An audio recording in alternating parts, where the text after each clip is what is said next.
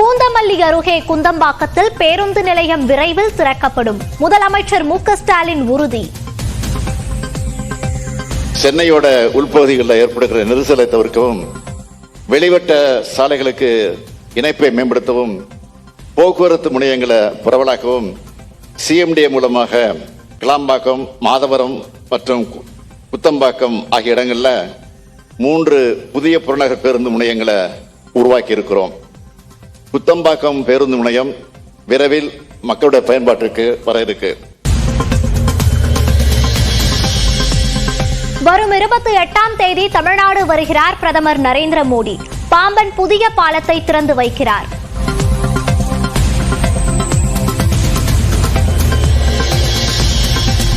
தாவேக தலைவர் விஜய்க்கு ஒய் பிரிவு பாதுகாப்பு வழங்கி மத்திய உள்துறை அமைச்சகம் உத்தரவு. சிஆர்பிஎஃப் வீரர்கள், ஆயுதம் ஏந்திய காவலர்கள் என 8 முதல் 11 பேர் இனி பாதுகாப்பு வழங்குவர்.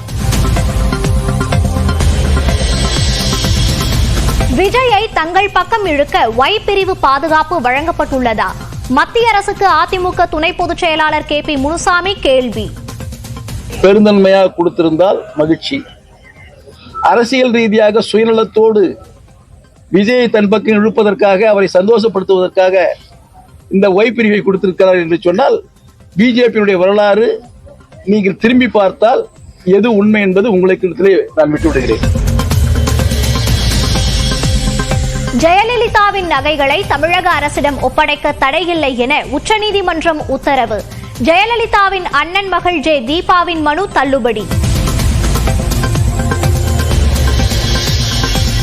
காவல் அதிகாரிகளின் அலுவலகங்களில் பெண் காவலர்களை பணியமர்த்தக்கூடாது. டிஜிபி அலுவலகம் வாய்மொழி உத்தரவு.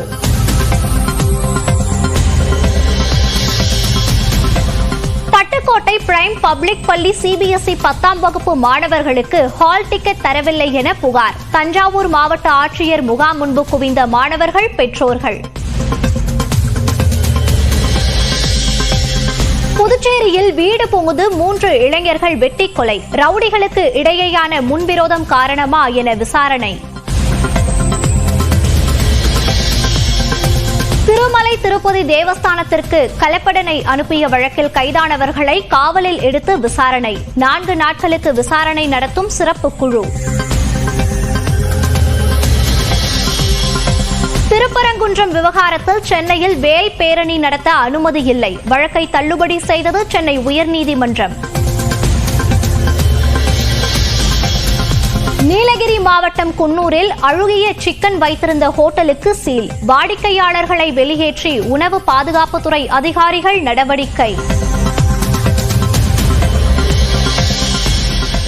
பழனியில் பூஜை செய்யப்பட்ட எலுமிச்சை பழம் 5,09,000 ரூபாய்க்கு ஏலம். புதுக்கோட்டையை சேர்ந்த ஏலம் எடுத்தவர்.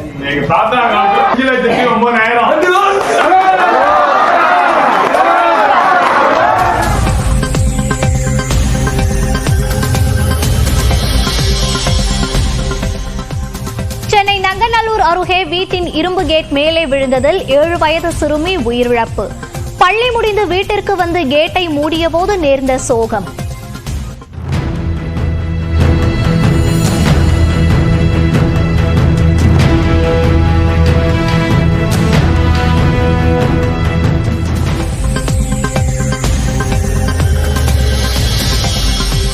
அமெரிக்க அதிபர் டொனால்டு டிரம்பை வெள்ளை மாளிகையில் சந்தித்து பிரதமர் மோடி பேச்சுவார்த்தை. மோடி அற்புதமான மனிதர் என டிரம்ப் புகழாரம்.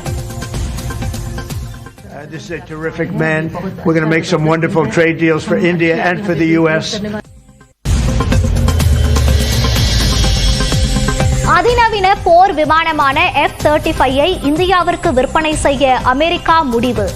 மும்பை பயங்கரவாத தாக்குதலின் முக்கிய குற்றவாளியான ராணாவை இந்தியாவிற்கு நாடு கடத்தவும் டிரம்ப் ஒப்புதல். மணிப்பூரில் அமலானது குடியரசுத் தலைவர் ஆட்சி. அனைத்து பகுதிகளிலும் பலத்த பாதுகாப்பு.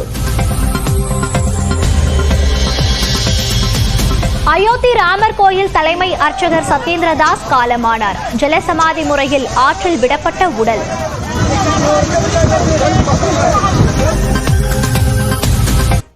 சரியான வாய்ப்புகளை ஏற்படுத்தி கொடுத்தால் தங்களாலும் அசத்தலான கண்டுபிடிப்புகளை தர முடியும் என நிரூபித்துள்ளனர் அரசு பள்ளி மாணவர்கள்.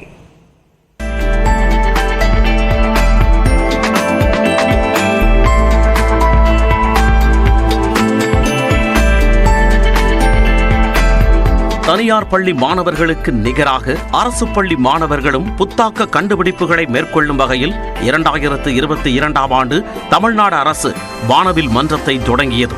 மாநிலம் முழுவதிலும் உள்ள 13,000 அரசு பள்ளிகளில் இத்திட்டம் செயல்படுத்தப்பட்டு வரும் நிலையில் மாணவர்களின் புதிய கண்டுபிடிப்புகளை ஊக்குவிக்கும் வகையில் கோட்டூர்புரம் அண்ணா நூற்றாண்டு நூலகத்தில் கண்காட்சி நடைபெற்றது.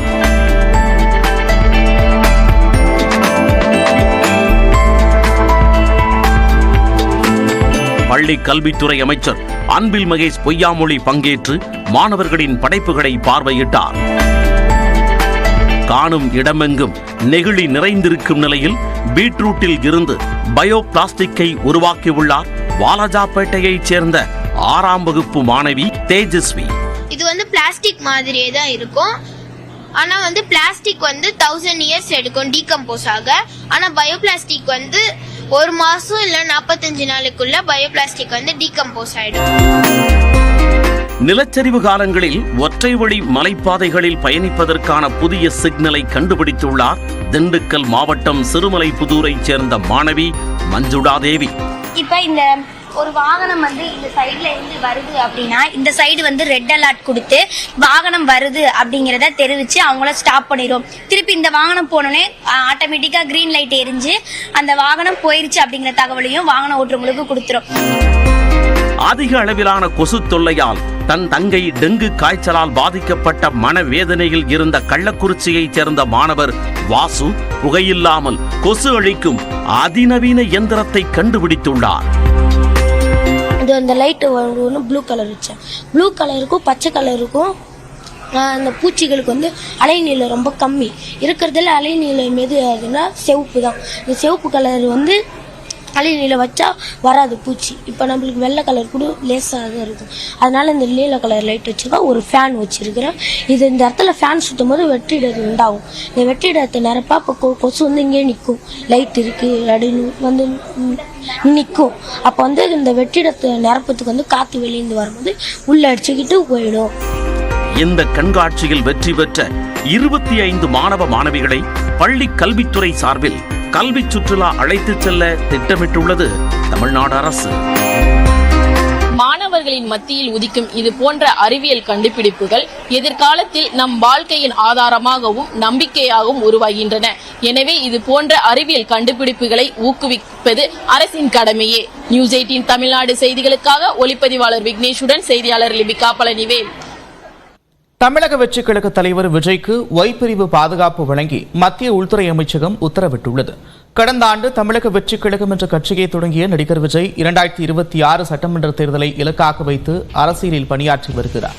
புதிய மாவட்ட செயலாளர்கள் நியமனம் மற்றும் அரசியல் வியூக வகுப்பாளர்களுடன் சந்திப்பை தொடர்ந்து தாவேகாவின் பொதுக்குழு கூட்டத்தை நடத்த முடிவு செய்யப்பட்டிருப்பதாகவும் தகவல்கள் வெளியாகியிருக்கிறது. அதன் பின்னர் விஜய் சுற்றுப்பயணம் மேற்கொள்ள இருப்பதாகவும் கூறப்படும் நிலையில் அவருக்கு ஒய் பிரிவு பாதுகாப்பு வழங்கி மத்திய உள்துறை அமைச்சகம் உத்தரவிட்டுள்ளது. விஜய்க்கு வழங்கப்பட்டுள்ள ஒய் பிரிவில் சிஆர்பிஎஃப் வீரர்கள், ஆயுதம் ஏந்திய காவலர்கள் என 8 முதல் 11 பேர் பாதுகாப்பு அளிப்பார்கள். அதே சமயம் தமிழ்நாட்டிற்குள் மட்டும்தான் விஜய்க்கு ஒய் பிரிவு பாதுகாப்பு வழங்கப்படும். உளவுத்துறை அறிக்கை அடிப்படையில் பிரபலமான தலைவர்களுக்கு பாதுகாப்பு தேவைப்படும் பட்சத்தில் மத்திய அரசு ஒய்+Z என பல்வேறு பிரிவுகளில் பாதுகாப்பு வழங்கி வருகிறது. இந்நிலையில் திபெத்தைச் சேர்ந்த புத்த மத துறவியான தலாய் லாமாவிற்கு Z பிரிவு பாதுகாப்பு வழங்கப்பட்டுள்ளது. இதேபோன்று வடகிழக்கு மாநிலங்களின் பாஜக பொறுப்பாளரும் எம்பியுமான சம்பித் பத்ராவுக்கும் Z பிரிவு பாதுகாப்பு வழங்கி மத்திய உள்துறை அமைச்சகம் உத்தரவிட்டுள்ளது.